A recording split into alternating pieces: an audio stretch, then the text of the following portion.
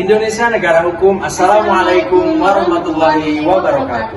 Kami di sini dari kelompok 3 akan memaparkan terkait materi tentang asas-asas hukum perdata internasional, yang mana di sini saya akan membahas asas-asas hukum perdata internasional bidang hukum keluarga dan asas-asas hukum benda dalam hukum perdata internasional.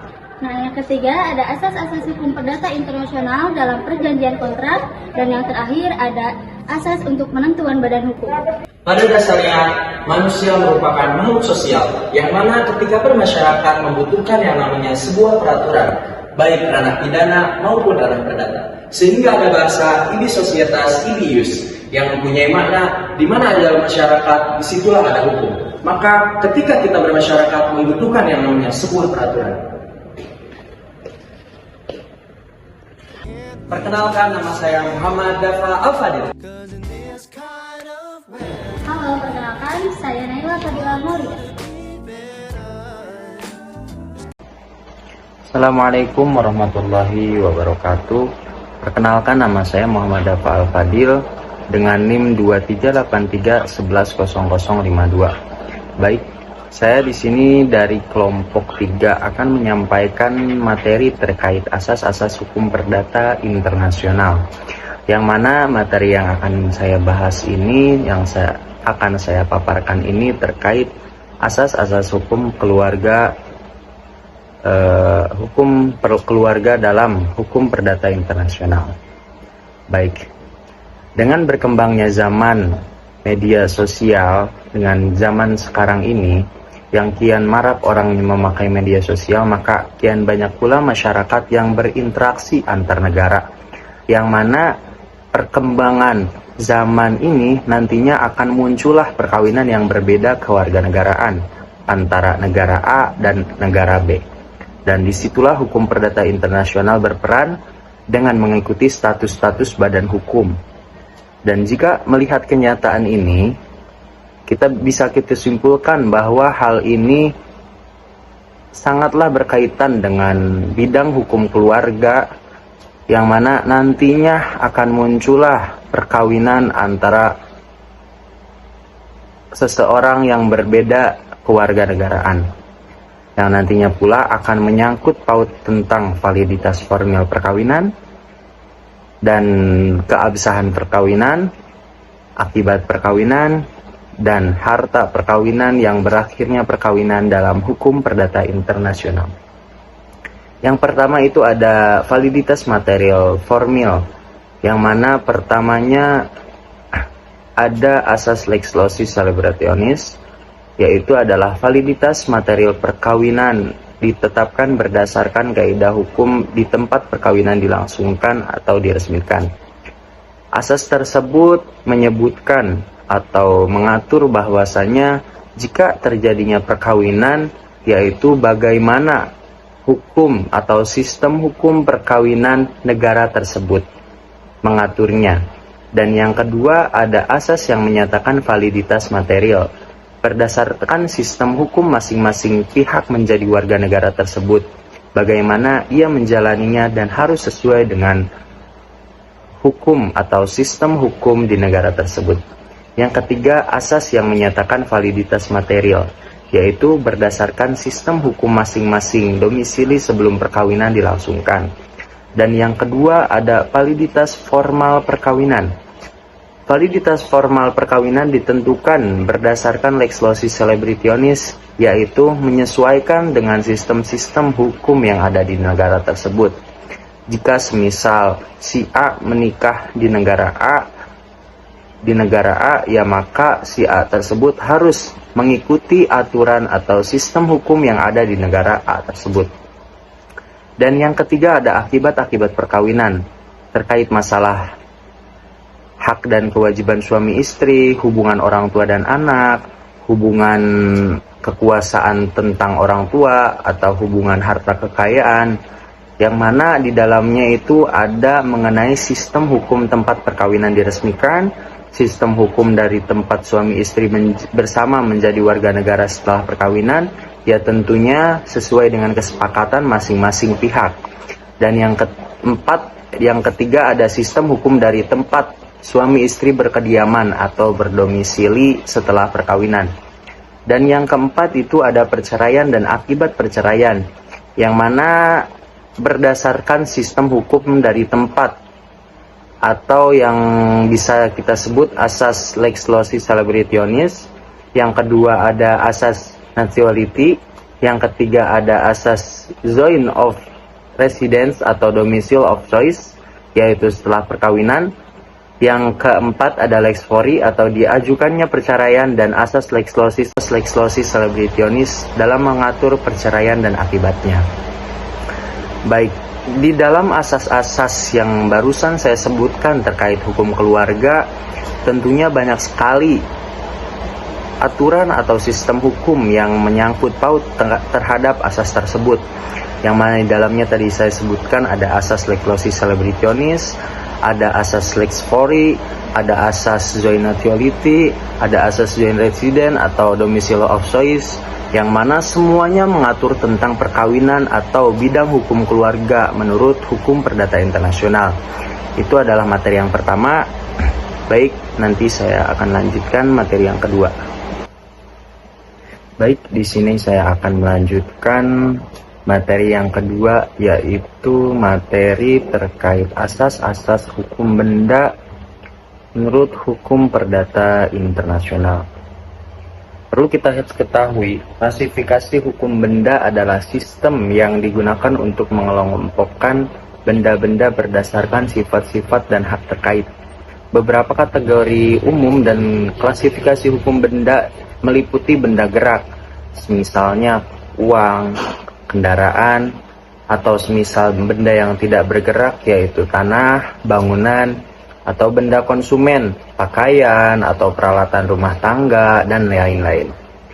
Atau benda investasi, contohnya saham, obligasi, benda intelektual, misalnya hak cipta atau merek dagang. Klasifikasi ini membantu mengidentifikasi hak-hak dan kewajiban terkait masing-masing negara dan terkait masing-masing jenis benda. Asas-asas hukum perdata internasional dalam hukum benda. Asas-asas hukum perdata internasional berlaku ketika hubungan hukum terkait dengan benda melibatkan pihak-pihak dari negara-negara yang berbeda.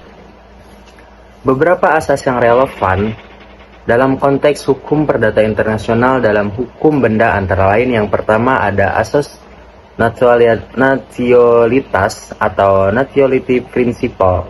Menurut asas ini, hukum yang mengatur hak-hak dan kewajiban terhadap benda didasarkan pada hukum negara di mana individu itu memiliki kewarganegaraan. Jadi, berdasarkan kewarganegaraan, asas ini berlaku. Jadi, asas nationality atau asas nationality principle.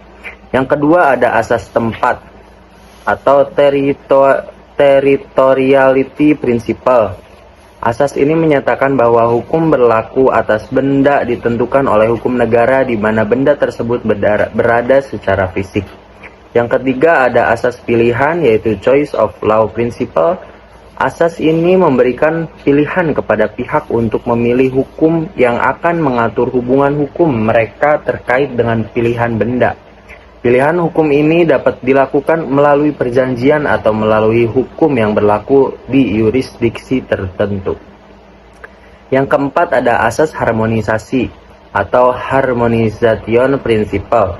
Asas ini bertujuan untuk menciptakan harmonisasi hukum benda di antara negara-negara yang berbeda.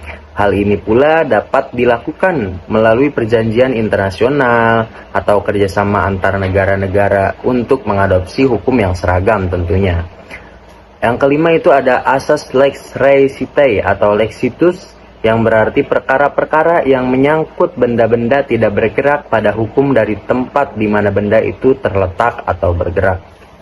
Yang keenam itu ada lex fori, adalah prinsip yang menolak prinsip tradisional hukum perdata internasional bahwa suatu tindakan hukum mengandalkan satu titik taut saja.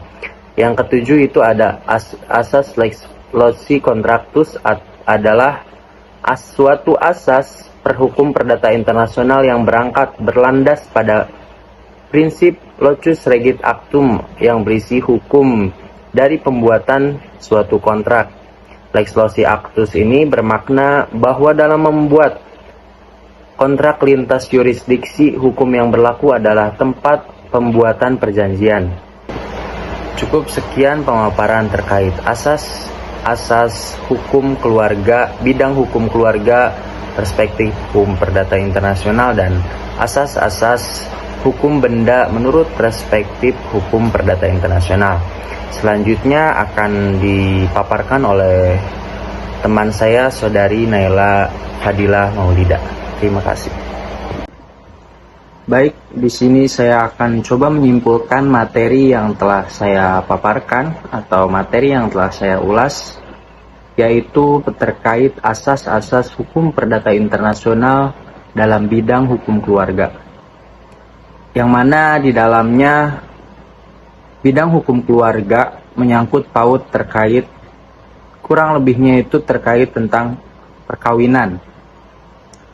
Menjelaskan tentang keabsahan perkawinan, penerapan hukum perkawinan, dan akibat perkawinan. Yang pertama itu ada validitas formal material perkawinan. Di dalamnya berupa asas lex loci celebrationis, yang mana validitas ditentukan oleh hukum tempat perkawinan dilangsungkan. Jadi harus sesuai dengan tempat hukum perkawinan tersebut dilaksanakan. Yang kedua, sistem hukum kewarganegaraan. Yang ketiga, sistem hukum domisili. 3 poin ini masih sama atau masih berkesinambungan terkait hal validitas material perkawinan, yaitu harus berupa sesuai dengan sistem hukum negaranya masing-masing. Yang kedua ada validitas formal perkawinan, ditentukan juga oleh asas lex loci celebrationis, harus sesuai dengan tempat atau sistem hukum berdasarkan negara tersebut atau tempat perkawinan tersebut dilangsungkan. Dan yang ketiga, ada hak dan kewajiban, ada akibat perkawinan. Di dalamnya membahas berupa hak dan kewajiban suami istri ketika sudah berumah tangga, dan hak kewajiban anak, hak kewajiban anak dan orang tua, dan pengaturan hak harta kekayaan bagi keluarga dan nantinya. Di dalamnya ada 3 poin, yaitu hukum tempat perkawinan diresmikan, hukum yang kedua hukum dari tempat suami istri menjadi warga negara setelah perkawinan, dan yang ketiga hukum dari tempat suami istri berdomisili setelah perkawinan. Nah, jika telah melaksanakan perkawinan, maka suami dan istri harus menyepakati atau mempunyai kesepakatan terkait di mana kita akan berdomisili. Maka ketika kita sudah berdomisili di tempat tersebut, kita harus mengikuti atas dasar-dasar atau sistem-sistem hukum di negara tersebut. Yang keempat, perceraian dan akibatnya diatur pula oleh asas lex loci celebrationis, yaitu sesuai dengan sistem hukum negara tersebut. Dan juga ada joint nationality atau kewarganegaraan bersama. Yang ketiga ada joint residence atau domicile of choice, yaitu tempat tinggal bersama setelah perkawinan. Dan yang keempat ada asas lex fori, yaitu hukum tempat permohonan perceraian diajukan. Yaitu materi ini menekankan pentingnya bahwasanya memahami aspek hukum dalam perkawinan campuran atau hubungan antar negara terkait aspek-aspek hukum yang akan dilaksanakan atau yang akan dijadikan landasan hukum ketika kita nanti berkewarganegaraan setelah menikah atau setelah perceraian. Terima kasih. Baik, selanjutnya saya di sini akan coba menyimpulkan terkait materi yang kedua, yaitu tentang klasifikasi hukum benda, hukum perdata internasional. Baik, Klasifikasi hukum benda adalah sistem yang digunakan untuk mengelompokkan benda-benda berdasarkan sifat dan hak-haknya terkait, yaitu misalnya tentang uang, bangunan, kendaraan, ataupun tanah, saham, obligasi, ataupun hak merek cipta atau hak merek dagang. Dan di sini, di dalam klasifikasi hukum benda ini akan dijelaskan terkait apa saja yang masuk atau semisal asas-asas apa saja yang akan dibahas di dalam klasifikasi hukum benda ini. Baik, yang pertama itu ada asas nasionalitas atau nationality principle, yaitu menurut asas ini hukum yang mengatur hak-hak dan kewajiban terhadap benda berdasarkan pada hukum negara di mana individu itu memiliki kewarganegaraan. Jadi ketika ada suatu benda ingin mempunyai hak atau kewenangan, yaitu bagaimana negara tersebut mengaturnya. Dan yang kedua ada asas tempat, yaitu asas yang menyatakan bahwa hukum yang berlaku atas benda ditentukan oleh hukum negara, di mana benda tersebut berada secara fisik, secara finansial. Yang ketiga ada asas pilihan, yaitu asas yang memberikan pilihan kepada pihak untuk memilih hukum yang akan mengatur hubungan antara benda tersebut. Jadi sesuai dengan kesepakatan antara kedua belah pihak ketika ingin mengirimkan atau memberikan suatu barang. Dan yang keempat ada asas harmonisasi, yaitu asas yang bertujuan untuk mencapai harmonisasi hukum benda di antara negara-negara yang berbeda, supaya tidak adanya kerusuhan atau apapun itu. Jadi dengan adanya asas ini, asas harmonisasi akan jauh lebih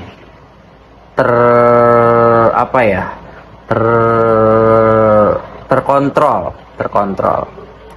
Dan yang kelima ada asas lex praesitae atau lexitus, yang berarti perkara-perkara yang menyangkut benda-benda tidak bergerak tunduk pada hukum dari tempat di mana benda itu terletak atau benda itu berada.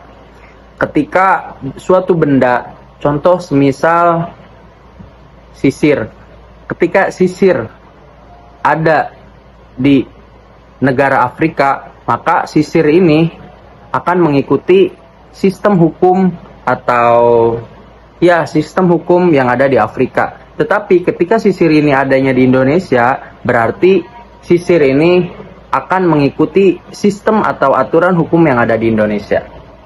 Dan yang selanjutnya ada asas lex fori, yaitu asas yang mempunyai prinsip menolak prinsip tradisional hukum perdata internasional, bahwa suatu tindakan hukum mengandalkan satu titik taut saja. Jadi asas lex fori ini sangat menolak keras dengan adanya prinsip hukum perdata internasional bahwa suatu hukum mengandalkan satu titik taut saja. Dan yang ketujuh atau yang terakhir ada asas lex loci contractus, yaitu suatu asas hukum perdata internasional yang berlandas pada prinsip locus regit actum, yang berisi hukum dari pembuatan sebuah kontrak atau suatu kontrak. Lex loci inilah bermakna atau mempunyai peran bahwa dalam pembuatan janjian kontrak lintas yurisdiksi, hukum yang berlaku adalah tempat pembuatan perjanjian. Jadi jika suatu benda atau suatu barang dibuat di sebuah negara, maka negara itulah yang menjadi landasan hukum atau sistem hukum yang berlaku untuk barang tersebut. Baik, terima kasih. Mungkin itu saja yang bisa saya simpulkan dari materi 1 dan 2 terkait asas-asas hukum perdata internasional bidang hukum keluarga dan asas-asas klasifikasi hukum benda perspektif hukum perdata internasional. Terima kasih. Bismillahirrahmanirrahim. Di sini saya akan menjelaskan tentang asas-asas hukum perdata internasional dalam hukum perjanjian kontrak. Nah, apa sih hukum perjanjian kontrak itu? Yaitu hukum yang digunakan untuk menyelesaikan sengketa yang melibatkan perjanjian internasional. Nah, agak kalah penting juga ada pilihan hukum. Para pihak dapat memilih hukum yang berlaku dalam perjanjian, tetapi jika tidak ada pilihan, maka hukum yang dipilih oleh para pihak ini harus sesuai dengan asas-asas HPI. Nah, asas-asas HPI ini yang pertama ada asas reclusi contractus atau hukum tempat pembuatan kontrak. Yang kedua ada asas reclusi solutionis atau hukum tempat pelaksanaan perjanjian. Yang ketiga ada asas party autonomi atau kebebasan para pihak. Nah, yang pertama ada asas reclusi contractus atau hukum tempat pembuatan kontrak. Apa sih asas ini? Yaitu hukum yang berlaku adalah hukum tempat di mana perjanjian ini dibuat. Tetapi asas ini memiliki keterbatasan, yaitu sulit diterapkan karena kontrak seringkali dibuat tanpa kehadiran para pihak di tempat yang sama. Yang kedua ada asas reclusi solutionis, yaitu hukum tempat pelaksanaan perjanjian, yaitu hukum yang berlaku adalah hukum di mana perjanjian ini dilaksanakan. Contohnya misalkan perjanjian antara pengusaha Jepang dan Perancis tentang pembangunan perhotelan di Cirebon. Maka hukum yang berlaku adalah hukum Indonesia karena perjanjian dilaksanakannya di Cirebon. Yang ketiga ada asas party autonomi, yaitu kebebasan para pihak. Nah, yaitu para pihak memiliki kebebasan untuk memilih hukum yang berlaku dalam perjanjian sepanjang tidak bertentangan dengan asas ketertiban umum. Nah, apabila tidak memilih pilihan hukum, maka hukum yang berlaku adalah hukum tempat di mana hukum ini berlaku. Tetapi harus dengan penerapan prestasi yang paling karakteristik. Nah, penerapan prestasi yang paling karakteristik ini yaitu yang pertama ada perjanjian jual beli, diatur oleh hukum dari negara tempat kediaman dari pihak si penjual. Yang kedua ada perjanjian perusahaan, diatur oleh hukum di mana perusahaan ini berkedudukan. Yang ketiga ada perjanjian asuransi, diatur oleh hukum dari negara di mana perusahaan asuransi ini berkedudukan. Nah, yang keempat ada perjanjian penerbitan, diatur oleh hukum di mana penerbit ini berkedudukan. Yang terakhir ada perjanjian di bursa, diatur oleh hukum dari tempat di mana bursa ini berlaku. Nah, yang selanjutnya yaitu ketentuan mengenai pilihan hukum. Para pihak tidak boleh bertentangan dengan ketentuan perundang-undangan yang tidak dapat dikesampingkan atau mutlak memaksa. Nah, seperti peraturan tentang devisa, kuota impor-ekspor, perburuan, dan sebagainya. Nah, misalkan suatu negara melanggar hukum, nah negara tersebut bisa menentukan apakah peristiwa itu adalah suatu perbuatan melanggar hukum dan bisa menentukan segala akibat hukumnya. Materi selanjutnya yaitu asas hukum perdata internasional untuk penentuan badan hukum. Nah, dalam perdagangan internasional, semakin banyak pendirian badan hukum oleh pihak asing dan tidak sedikit juga dari pihak lokal. Nah, di sini ada beberapa asas atau doktrin yang berkembang dalam teori dan praktek HPI ini. Yang pertama, ada asas nasionalitas atau domisili pemegang saham. Status badan hukum ditentukan oleh hukum tempat di mana si mayoritas ini pemegang saham ini berdomisili atau menjadi warga negara. Nah, tetapi asas ini dianggap ketinggalan zaman dan tidak menguntungkan karena kesulitan menetapkan nasionalitas atau tempat tinggal mayoritas pemegang saham ini, terutama jika komposisinya ini bervariasi atau berbeda-beda. Nah, yang kedua ada asas center of administration atau bisnis. Status badan hukum ini dipengaruhi oleh peraturan yang berlaku di lokasi yang menjadi pusat kegiatan administrasi badan hukum, atau di mana badan hukum ini memusatkan kegiatan bisnis dan administrasinya, karena perusahaan asing yang menanam modal biasanya memiliki perusahaan induk di luar negeri.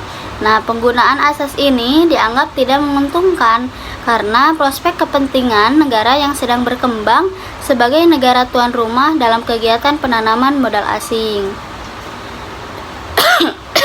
Yang ketiga ada asas place of incorporation. Nah, hukum negara ini tempat badan hukum secara resmi didirikan menentukan statusnya.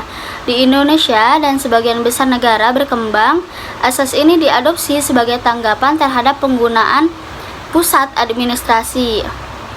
Di sini pula ada undang-undang tentang penanaman modal asing pasal 3 nomor 1 tahun 1967 yang menyatakan bahwa pihak asing yang menanamkan modalnya di Indonesia itu harus mendirikan badan hukumnya itu di Indonesia juga, dan badan hukum yang didirikan itu harus berkedudukan di Indonesia.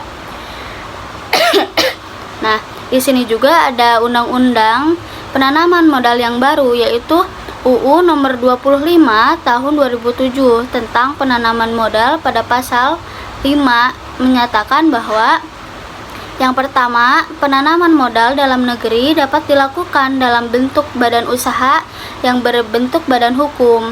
Nah, sesuai dengan ketentuan peraturan perundang-undangan. Yang kedua, ada penanaman modal asing wajib dalam bentuk perseroan terbatas berdasarkan hukum Indonesia dan berkedudukan di wilayah negara Indonesia, kecuali ditentukan lain oleh undang-undang. Nah, di sini ada pula alasan-alasan tentang dianutnya doktrin inkorporasi ini. Yang pertama, bahwa sesuai dengan logika hukum, suatu badan harus dapat memiliki status dalam satu sistem hukum tertentu saja. Oleh karena itu, inilah seharusnya menjadi status personelnya di kemudian hari. Nah, yang kedua yaitu doktrin ini memberikan kepastian hukum atau hukum ini secara jelas dan transparan. Yang terakhir ada asas center of exploitation, yaitu asas ini berpendapat bahwa status badan hukum perusahaan harus diatur berdasarkan hukum tempat perusahaan melakukan eksploitasi, operasi, atau produksi produk. Teori ini menjadi sulit ketika dibayangkan pada suatu perusahaan multinasional yang memiliki bidang usaha atau eksploitasi yang memiliki banyak anak perusahaan atau cabang di seluruh dunia. Nah, cukup sekian materi yang saya sampaikan, dan pemateri pertama yaitu dari Dava. Terima kasih atas atensinya. Kesimpulan dari materi tentang asas-asas hukum perdata internasional dalam perjanjian kontrak ini yaitu hukum yang digunakan untuk menyelesaikan sengketa yang melibatkan perjanjian internasional. Nah, adapun asas-asas hukum perdata internasional ini dalam perjanjian kontrak, yang pertama ada asas lex loci contractus atau hukum tempat pembuatan kontrak, yakni hukum yang digunakan atau berlaku tetapi berlakunya ini di tempat di mana pembuatan kontrak. Yang kedua ada asas lex loci solutionis atau hukum tempat pelaksanaan perjanjian, yakni hukum ini berlaku tetapi berlakunya itu di tempat pelaksanaan perjanjian. Contohnya misalkan perjanjian pengusaha antara orang Jepang dan orang Perancis, terus mereka ingin membuat perhotelan di Cirebon, maka pelaksanaan perjanjian itu kan di Cirebon, berarti hukum yang berlaku itu di Indonesia. Nah, yang ketiga ada asas partai otonomi atau kebebasan para pihak.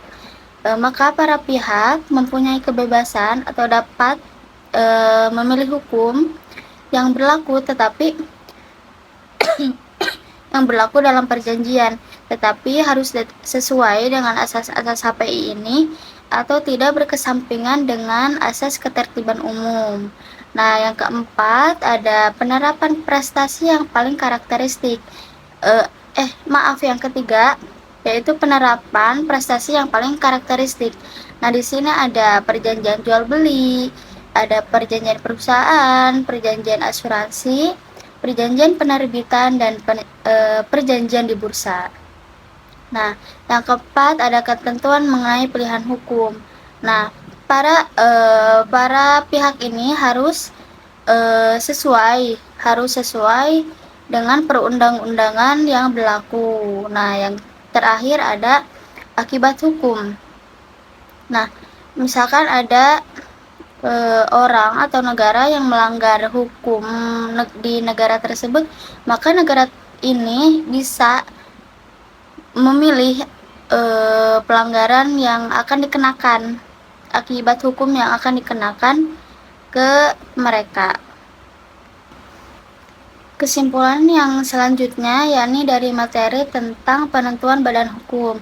Nah, di sini ada asas-asas atau doktrin-doktrin yang berkembang dalam penentuan badan hukum ini. Yang pertama ada asas nasionalitas atau domisili pemegang saham. Yang kedua ada asas center of administration atau asas bisnis. Yang ketiga ada asas place of incorporation. Yang terakhir ada asas center of exploitation. Cukup sekian dari kami kelompok 3. Semoga materi yang telah dipaparkan oleh kami bisa diserap, bisa dicerna oleh teman-teman semuanya, Dan bisa bermanfaat bagi semuanya. Indonesia negara hukum. Wassalamualaikum warahmatullahi wabarakatuh.